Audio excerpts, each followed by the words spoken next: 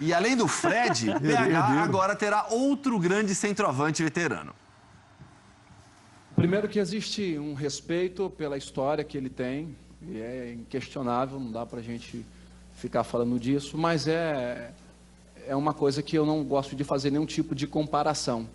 Eu sou o Ricardo Oliveira, ele é o Fred, hoje já não está mais aqui, veste a camisa de um outro clube, e eu venho para cá para dar o resultado que a diretoria espera de mim, que o torcedor espera de mim, o que eu sei que eu posso acrescentar para esse elenco. Eu quero fazer mais gols do que todos os meus anos na carreira. Eu gosto de fazer gol em todos os jogos, porém sei que não é tão fácil. É difícil eu colocar uma meta, né? Agora, uma coisa eu garanto que eu vou dar a vida para fazer gol em todos os jogos. Se eu não conseguir fazer gols, eu vou fazer de tudo para dar passes, para puxar uma marcação, para ajudar o companheiro. Então vamos ver o que vai acontecer. Não tem nada melhor do que o tempo para responder. Vamos ver, eu já quero começar bem, manter e ir até o final aí numa pegada, num ritmo forte aí de gols. Olha aí, o caminho dos gols de Ricardo Oliveira. Vamos mostrar de onde surgiram os gols do Ricardo Oliveira e do Fred, tá? No Campeonato Brasileiro de 2017. Foram 23 jogos, 68 finalizações, 29 no alvo e 8 gols marcados pelo Santos. Distância dos chutes, na média, 17,6 metros. E olha ali os gols marcados pelo Ricardo Oliveira. Quase todos na pequena área, com alguns fora da pequena área. Agora o Fred. Olha ali, olha a concentração de gols no mesmo lugar. 29 jogos, 57 finalizações, 24 no alvo, 12 gols marcados pelo Atlético Mineiro. Quase todos na mesma posição, 2 um pouquinho mais para a direita, distância média dos chutes, 12,8. Lembrando a do Ricardo Oliveira, foi um cruzamento, né? 17,6 do Ricardo Oliveira. Arregui, no final das contas, BH ganhou uma história legal nessa disputa de centroavantes. São dois bons atacantes, acho que se equivalem. Acho que o Fred talvez um pouco superior pela carreira, ao longo da carreira, mas se equivalem. O Fred chega a um time mais pronto, é mais fácil o encaixe dele. E o Ricardo Oliveira fez menos gol no Brasileiro, mas levou o time dele ao mais longe. Ajudou o Santos a ir mais longe do que foi o Atlético Mineiro. Então, acho que é um bom duelo, é bom para vender jornal, para vender... É bem isso, né? A gente vai ter, durante um bom tempo, talvez toda a temporada, essa disputa, essa comparação. Aparentemente... Porque o Ricardo Oliveira substituiu o Fred no grande rival. E o Ricardo Oliveira não é qualquer um, é um dos grandes centroavantes dos últimos anos. Ele não vai tremer, ele não vai sentir a situação. Agora, talvez ele tenha mais dificuldade, porque o Atlético vai ter que preparar um novo time. O Oswaldo vai ter que partir um pouco do zero, perdeu muita gente. O Cruzeiro não, o Mano já encaixa o Fred no time já mais ou menos pronto. Rafa, a gente abriu 2017, a gente até falava sobre isso ontem, com o Atlético sendo um dos principais times do Brasil. Mas já ressaltando, o Cruzeiro vem crescendo desde a chegada do Mano no Campeonato Brasileiro de 2016.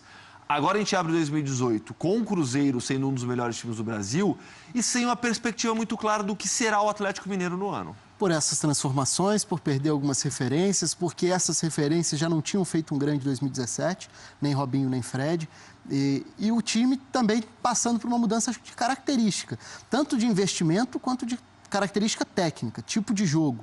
Isso pode ajudar a encaixar algumas outras peças que já estavam por lá e têm capacidade para render. Sobretudo Elias, né? E o Caçares, eu acho, que é o jogador que precisaria ser acomodado num sistema com jogadores de maior velocidade pelos lados. Isso era muito difícil tendo o Robinho como um dos meias na mesma linha de 3 meias do Casares, seja como meia central ou como meia aberto. Nesse sentido, algumas peças podem crescer. Roger Guedes... Com o Roger Guedes podendo ser um desses caras de lado, outras opções que já estavam por lá também. Terminou bem o ano, né? Exatamente. Então, acho que vai ter uma mudança de perfil. Ela te traz menos expectativa, né? Mais dúvidas. O Atlético inicia o ano não no mesmo patamar de outros anos, em termos de olhar para o time e falar, o Atlético está aqui entre os principais times e os principais elencos. Mas menos expectativa em 2017 significou mais sucesso no Brasil. Então vamos ver como o Atlético lida com isso. O Atlético disputou 5 Libertadores consecutivas, né? Desde 2013 foi campeão, 14, 15, 16, 17. Então, esse ano ele ficou fora. Na última rodada ainda tinha chance, ficou fora.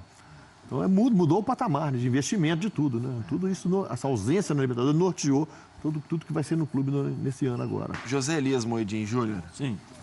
Oswaldo de Oliveira. Tem Gabriel Jesus por lá, tem Ricardo Oliveira. O trabalho do Oswaldo para 2018.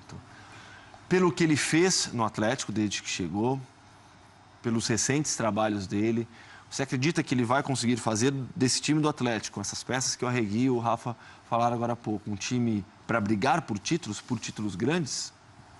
Eu tô com o Rafa nesse sentido de que a expectativa, quando ela é muito grande no Brasil, nem sempre dá certo, né? E o time que não tem expectativa nenhuma normalmente consegue ter êxito, porque a pressão ela não é tão grande como você entrar numa competição como grande favorito. Eu acho que o Oswaldo, ano passado, ele fez um ótimo trabalho no sentido também de que todos nós estávamos duvidando, né, do Oswaldo, pelos últimos trabalhos que ele tinha feito. Não vai dar certo, não vai dar certo. Ele, de forma inteligente, buscou conversar ali com os caras mais experientes, trouxe o Robinho. Robinho, onde você quer jogar? O que você gosta? Eu quero jogar aqui. Então tá, então você joga aqui. Aí ele foi lá e colocou o Robinho. O Robinho, nos primeiros jogos, deu o resultado necessário. Fred voltou a fazer gol. O Fred voltou a fazer gol, deu o resultado necessário para poder dar essa arrancada, vamos dizer assim, para o Atlético. Agora, esse trabalho é diferente. Esse trabalho é diferente. Querendo ou não, ele tinha uma base, ele tinha uma estrutura. Se as peças não davam certo, é uma outra coisa. Agora esse trabalho, ele vai ter que refazer a equipe. Ele vai ter que criar uma ideia, um sistema de jogo, algumas coisas que no ano passado ele já não tinha a possibilidade de mexer tanto por conta da situação do Atlético. Esse ano não. Já parte sob pressão, né, Zé? A torcida já pressionou até no treino. Então, assim, você já tem que, de certa forma, o Oswaldo já tem que vir com a cabeça pronta, olha, pegar isso aqui, fazer o quebra-cabeça ali, montar essa equipe para poder ter esse começo de trabalho com um pouco mais de tranquilidade. A expectativa ela não é tão grande, vamos dizer assim, pela realidade do time, do elenco. Mas a pressão vai ser enorme pelo fato de ser Atlético Mineiro e pela torcida que tem, né? E o formato do Mineiro mudou nesse ano, né, Rigui? Voltou a ser o que foi em 2008, 2009, com uma fase a mais. Na verdade, é um jogo a mais. A gente elogiava tanto, né, o Campeonato Mineiro por justamente não apertar tanto o calendário. De 12 caem 2, classificam-se 8, ou seja, 2 times vão ficar nem nenhum nem outro. Nos 8 fazem 4 quartas de final em um jogo, aí tem as semifinais normalmente.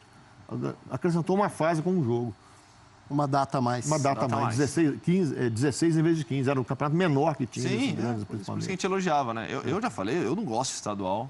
Foi isso tempo, eu gostei bastante. Curiosamente, é um campeonato, desde que adota mais ou menos essa fórmula, 3 ou 4 vezes apenas o melhor time da primeira fase foi campeão. Geralmente um campeão é o segundo, é o terceiro. Isso acontece direto Aconteceu em ano torneios de passado mata-mata, né? Basta lembrarmos do Campeonato Brasileiro de mata-mata, talvez um dos times mais históricos dos anos 60, dos últimos anos de mata-mata, o Santos. O Atlético, campeão brasileiro em 2002. O Atlético foi vice-campeão invicto em 77, perdeu para o São Paulo nos pênaltis, tendo feito 10 pontos a mais na época que a vitória valia 2 pontos. 2 pontos só. O Atlético foi invicto e não levou o título. Opinião do fã de esportes, #BBBomDia. Maurício Costa, Ricardo Oliveira e Fred são bons centroavantes. Devem fazer muitos gols em 2018. Hugo de Castro, Fred vai ser artilheiro no Cruzeiro. Estará cheio de garçons para ele. Garçom tem mesmo. Artilheiro de 2018, fácil.